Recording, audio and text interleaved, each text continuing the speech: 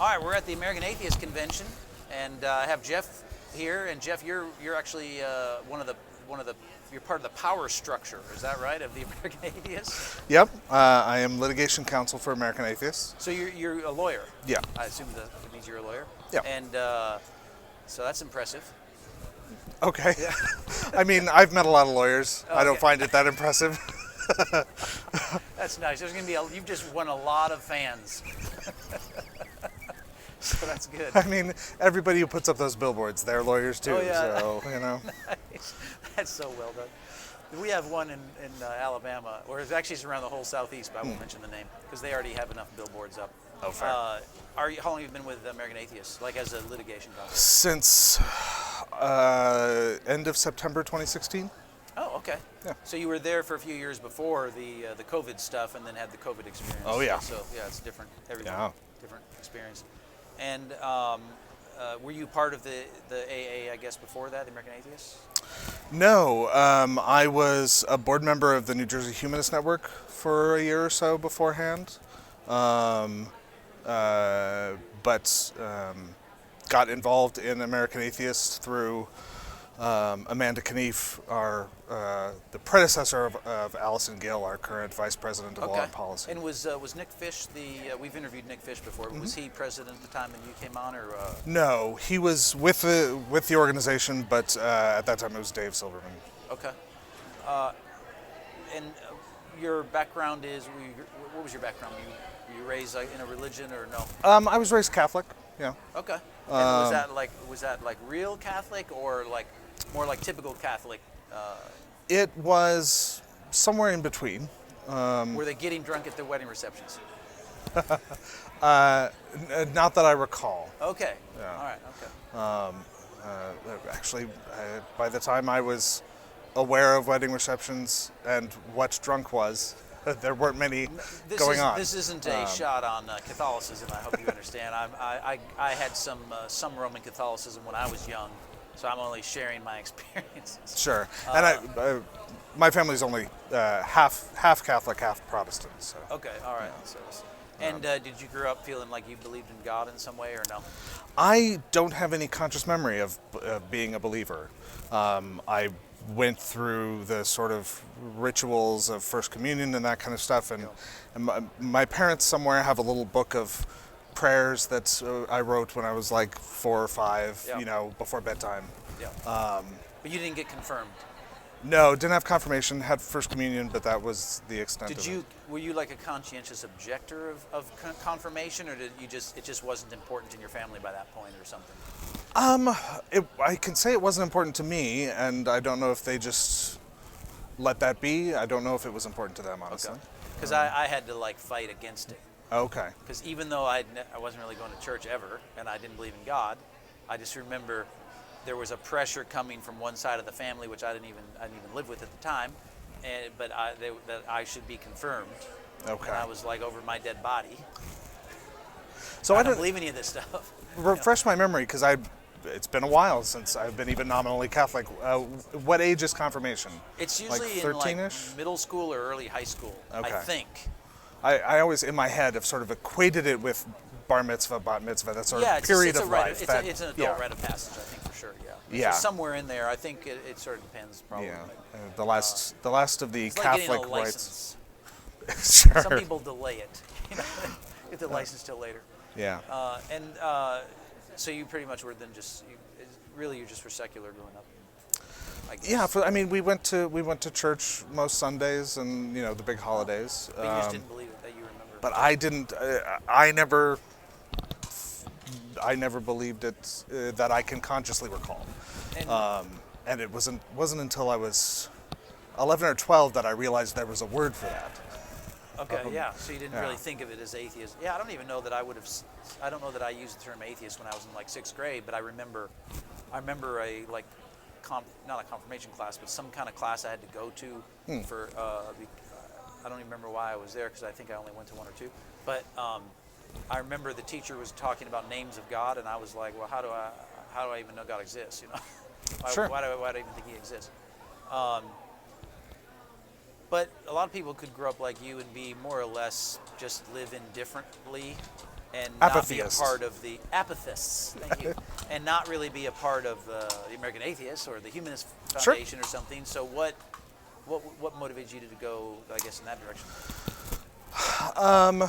So I became now. So is your question about getting involved in community, in organizations and that kind of thing, or Yeah, I guess being just identifying as an atheist? More just I don't just want to be an atheist. I know a ton of atheists who have nothing to do with the American Sure. Atheists, right? Yeah, okay. But you are involved. Actively you are involved. I don't want to say an activist because I don't even know if that's the right word. I mean, it certainly applies. Okay, all Yeah. right, good. All right, so you're an activist. And so how do you get to that versus just Sure. living your life? You know? Well, so it started in college, just looking for, community. And I started. I lived in Columbia, Missouri at the time, and I found the Columbia Atheists, and they would just go, once a month, hang out and chat and just have drinks and stuff, and that sounded fine. I wasn't actually. I had yet to drink. I didn't actually have alcohol until I was 27. But so I wasn't drinking, but I was hanging out with people and just having interesting, fun conversations, and that was what I was looking for.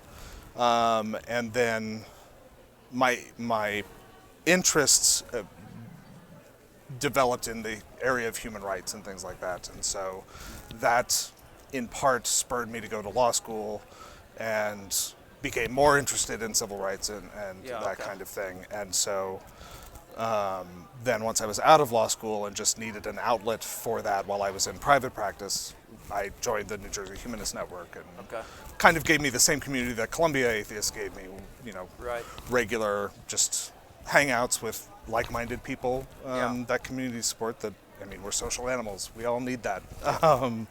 And when I was in New Jersey and new to the area, for some it's go to church, find your community. For me it was find the local atheist group. There's a community, ready-made. And then the litigation, I guess, with American Atheists must be a pretty heavy workload, no? 'Cause I think you Fairly. guys, I get the emails. It seems like you're pretty engaged in legal fights and things like that. We try to be. So we do try and marshal our resources in the most effective way we can, which means our work on the legal side is we sort of have two halves of our office. There's advocacy, which is Allison's domain, and whether it's state laws, federal agency, public policy, federal laws, federal bills that are moving their way through legislatures, that's her domain. And then my domain is trying to resolve conflicts with governments once those policies are in place. And so we stay fairly busy with both responding to complaints that people bring to us, what I call sort of constituent services, where members of the organization or just people, who support the separation of religion and government, whether they're atheists or Christians, we get complaints from Christians fairly regularly. Really? Yeah. Separation of church and state is generally something that is sort of a prized thing, I think, within the country. We've done a lot of interviews, and I think most people see it as kind of a protection for everybody. But of course, that doesn't stop us from fighting over what it means. Sure. But I think everybody perceives it as a protection. Yes, right? absolutely. Yeah. Okay.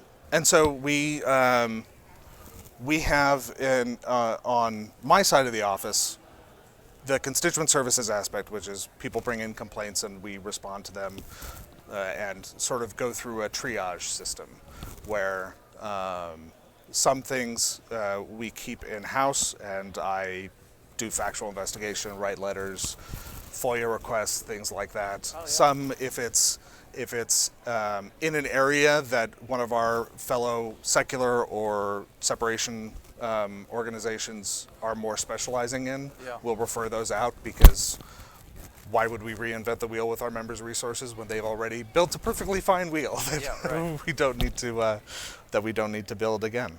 What do you? Oh, sorry. And then I was just when the issues we keep in house, we try to resolve with the government agencies constructively, and then if that's not possible, then litigation is an option. But, when it comes to something like let me just ask you about RFRA laws, because Sure. those become a hot thing, And I assume your listeners know what RFRA laws are. oh yeah, Religious go ahead, Freedom you explain it Restoration since you're the Acts. lawyer. Say it again. Religious Freedom Restoration Acts. Yeah. So the RFRA laws, as I understand it, and some of this is based on vague memory, and some of it's based on reading I've probably done at some point in the last 5 years that I can't remember. But it seems to me like RFRA laws started somewhere around 1990, or in the early 90s, and Yeah. they were really something that both Democrats and Republicans, I think, were very much lockstep in, right, originally? So when the federal RFRA was passed in 1991, it was a vastly bipartisan bill. And why would someone need to do that if they have the First Amendment already? So,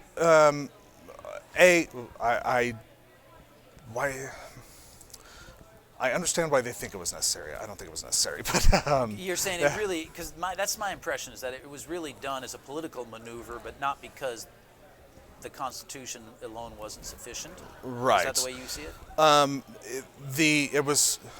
It was a reaction to a Supreme Court decision called Employment Division v. Smith in 1990, an opinion that Justice Scalia wrote, that said essentially if there's a law that applies generally to people and is religiously neutral, then the fact that it happens to incidentally burden someone's religious beliefs is not in itself a constitutional violation. So if your religious beliefs require you to drive 85 miles an hour, just to pick something completely absurd, and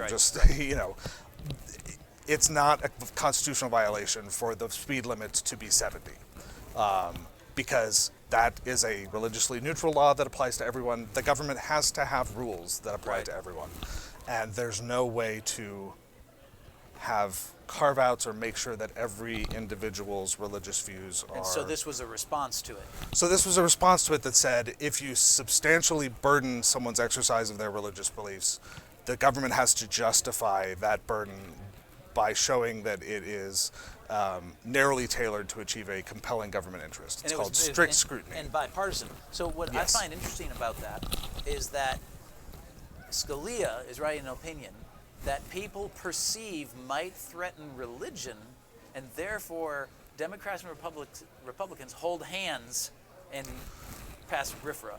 Right. But then, go ahead. Oh, no, I was about to interrupt you. My next question is, then nobody have thought about it again because it wasn't controversial until somewhere, I want to say in the 2015 timeframe, I may be wrong, 2012 maybe? Somewhere in there. 2010. I remember, it suddenly the dust getting kicked up again, and it was related. Some of it centered around Mike Pence, who did not, if I remember, he rejected signing a RFRA law, didn't he?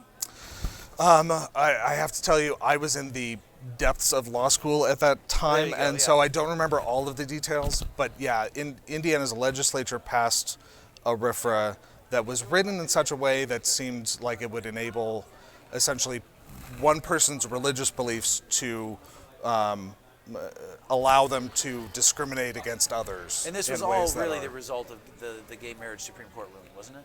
It predated that. Was. But there was a movement of states it was in response that were, to that issue. Okay. Yeah. I was just thinking that the reason I'm wanting to go into this a little bit for people to listen to is because most people just can't remember this, or they don't remember it, sure. or they didn't know it. And it's since Mike Pence is a part of it, it becomes an interesting little touchstone into the sort of what's it certainly going on. launched him into the public. Yeah, I'd not heard of Mike Pence before. Probably that, most people hadn't, and unless you I lived in recall a lot of on the sort of conservative Christian side feeling like he was sort of a letdown, actually, in the way he responded to it, because I don't think they felt like he was robust enough. Interesting. But anyway, we don't need to keep going into that. I just thought it was an interesting sort of background. I figured you could enlighten us. To do the kind of work you're doing, I assume, you obviously have a sense of moral, not a moral impetus at least, but there's a moral drive in that, right? Yeah, I think so. So because that obviously opens up a can of worms of which moral things is it you're favoring and why, and what is it? How do you in the American atheist world, where there's clearly going to be differences of opinion, would there not be? So how do you, which set of moral values wins the day to drive this legislation? I mean, if it were just purely separation of church and state, there'd be probably unanimity on it, right? Close to that? Sure. I guess I'm not quite sure what you're asking.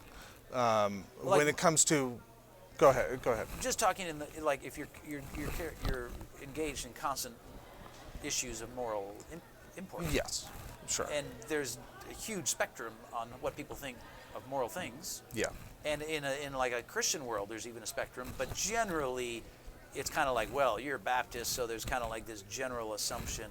You kind of know sure. where you are, and you're following the right things, and there's a creed and all, whatever. It's just the Bible, But in the American atheist world, there's not like a Right. There's no scripture to follow. Yeah. So how sure. do you work through that, or how do you even decide what those values are then?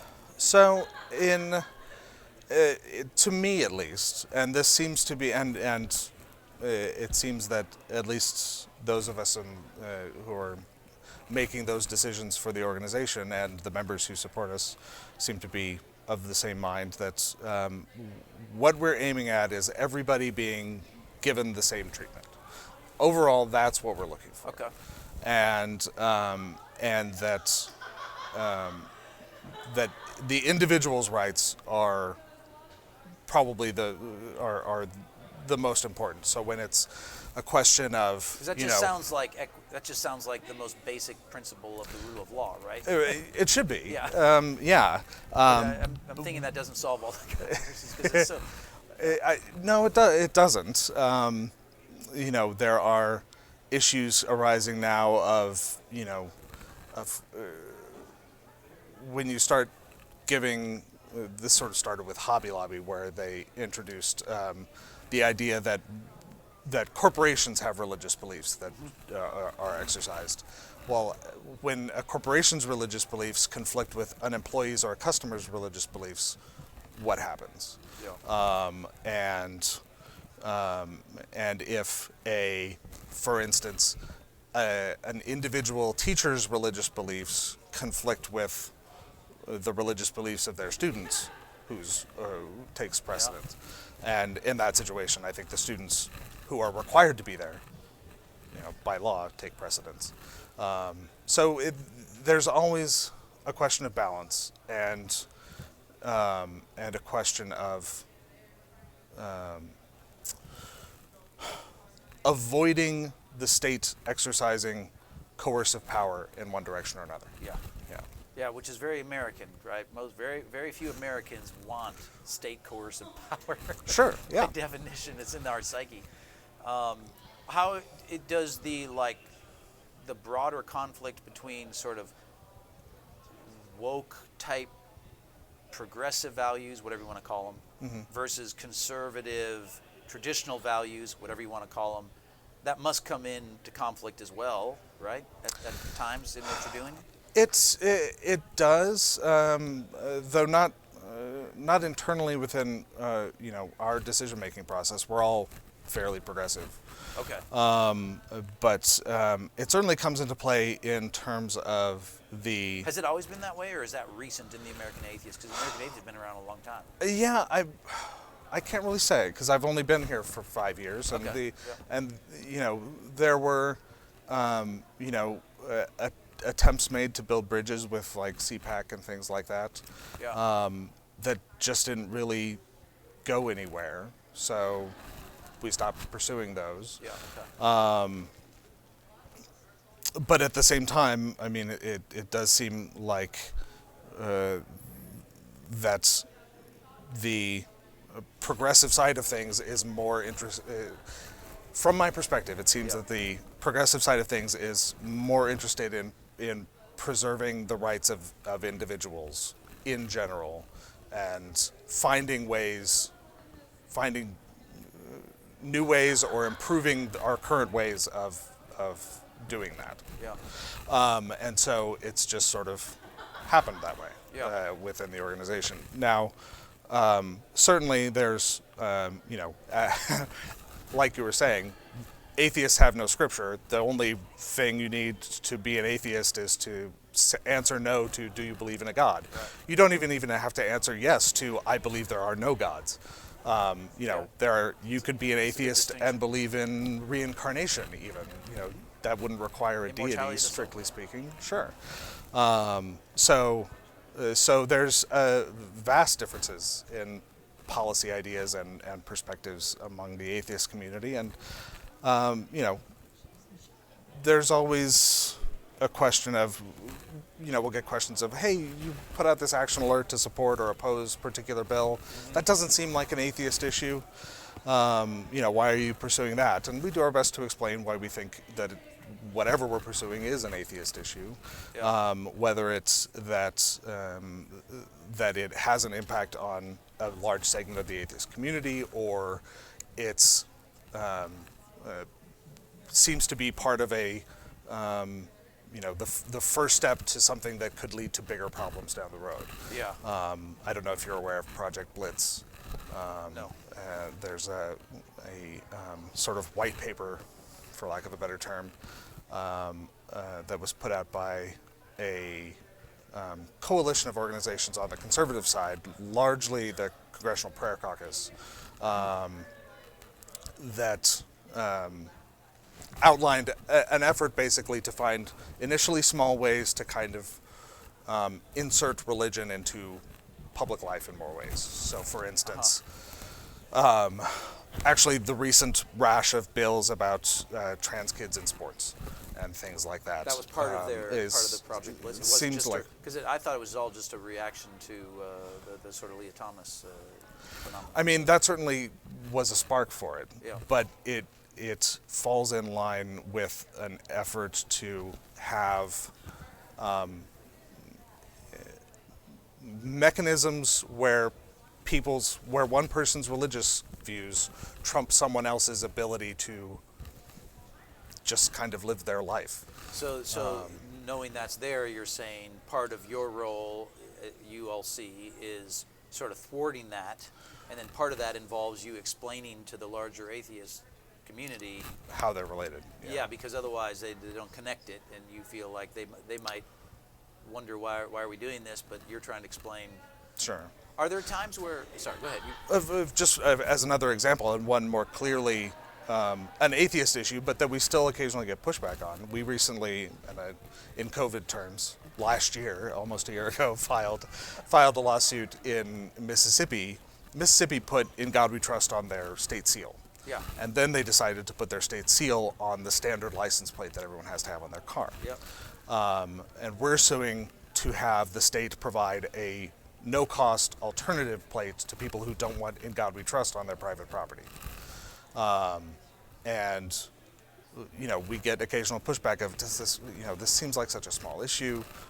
Is this really the thing? From within the American Atheists? Yeah, from both the atheist community and from the broader community. Like I can see broader why people, because people. Right. But there's always the argument of, well, aren't there bigger fights? Other places you should be focusing, and I always say we are focusing on as many areas as we possibly can. Sure. But fighting this one spot here, where we have Supreme Court precedent that's directly on point that supports our position, and this should be a very simple case. You can't force people to be a billboard for the state's preferred message. Yeah. That fighting this fight means we don't have to fight a bigger fight down the road is always a better use of our resources. And so, because we're a member-supported organization, and so we have that responsibility to our members to. So let me ask a question about that one thing, just because it's real interesting to me. Sure. And I could think of how one or two ways right off the top of my head how I might, if I were you, I might respond to this, but I'm really curious what you'll say. Sure. Say that same state, like I really don't have a strong opinion about this. I'm just curious. Say that same state said, we want to have the first line of the Declaration of Independence. I don't know if it's in the first line where it references God. I can't remember right off the top of my head. We hold these truths to be self-evident. It's very close to the top, where it talks about our inalienable rights that were endowed from us by a Creator. By our Creator. If you put that on license plates, it obviously would acknowledge God, but it's also a document, part of the very foundation of the country. Sure. Would you see like there's a route to sue for that same thing if they had done that, or would that have been something you said no? Yeah. You would have still thought there was a route to sue against them for that as well because it's a person's car. But then the other side would be, well, you're in this country and that's the country's document that's founded the country, so why couldn't they put that in there just because it references God? Sure. Well, I think it's worth looking back to the case from the 70s, Willie B. Maynard, where they said that you can't compel someone on a license plate to send the state's preferred message, whatever it may be, regardless of whether it says anything about God. It's a free speech question.